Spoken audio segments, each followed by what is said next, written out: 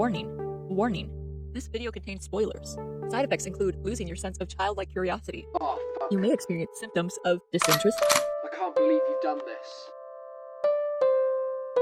You may be wondering, Definitely not. This video done did on I wanted to update my progress since I haven't been streaming any progression lately, therefore I have no footage for any devlog edits, mostly because I'm too lazy to set up a recording. Streaming is easier for me to engage to share what I'm working on with my friends, and then I get the benefit of having the footage so I can edit that into devlogs, but I digress. This devlog will branch into what I have in store for the game specifically, so you all have something to look forward to on its alpha release. I use Soulslike as like a catch-all subgenre. So like once I describe the gameplay loop, then maybe people can help me narrow down the right category for it. And I don't have any working titles for the game yet. It's still just my Cryptid Soulslike. From the last video, I teased the SQUONK model. Look at this beaut! I'm pretty proud of it.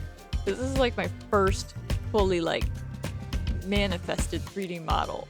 I've made a bunch of models in the past, but like I've never finished the sculpting on them, the baking, the texture rigging, animating, whatever, and nonetheless the importing. So what's next? What's on my radar for things to do?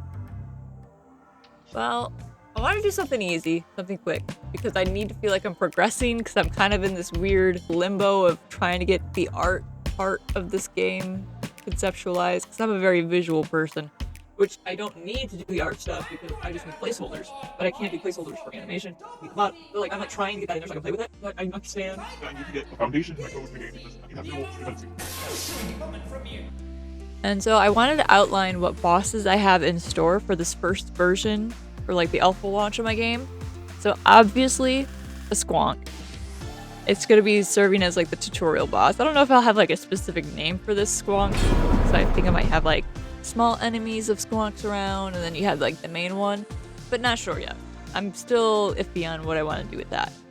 The SQUONK will serve to showcase the boss ability effects, the mechanics of finishing the boss, or capturing them, as well as like the currency system used for the upgrades.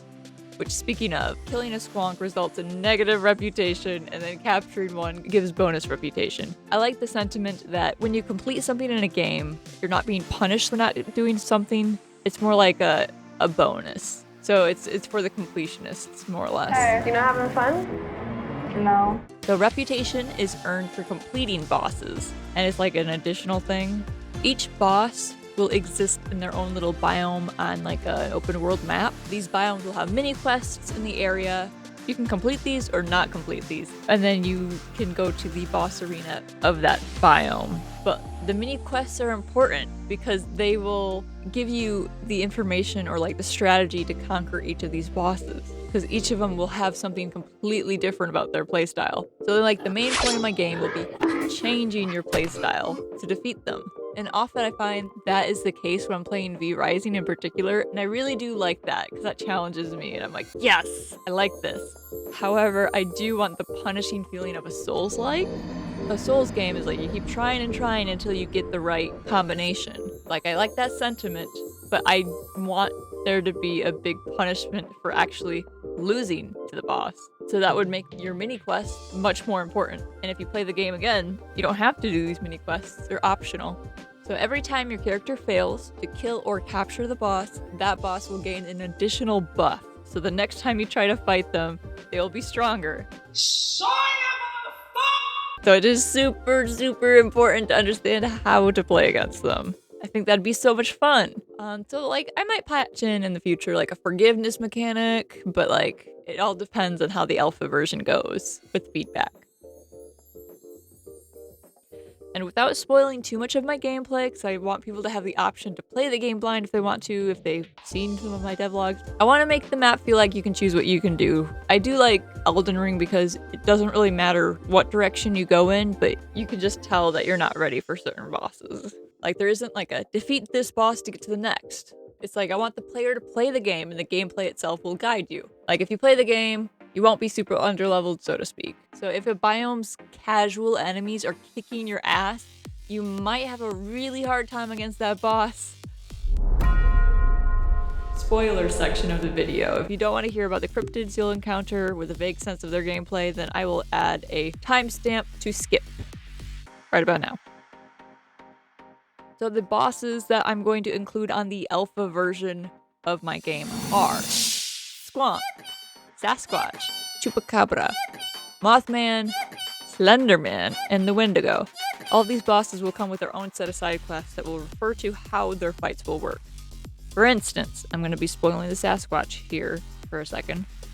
A side quest will be chopping 10 bushes from the area using a bladed weapon. This unlocks the gameplay knowledge that the Sasquatch will spawn bushes and hide within one to regenerate health. Destroy the right bush with any blade weapon to stop the healing phase. Simple, right? It's intuitive. That's what I hope. And I am beyond excited to showcase all the unique combat I have in store for their fights, but I really don't want to show all my cards just yet. All of my boss model assets will be made for use. I'm a fairly decent artist, and I have persevered so far in manifesting an actual 3D character, so I hope to have custom sound effects, music, UI art.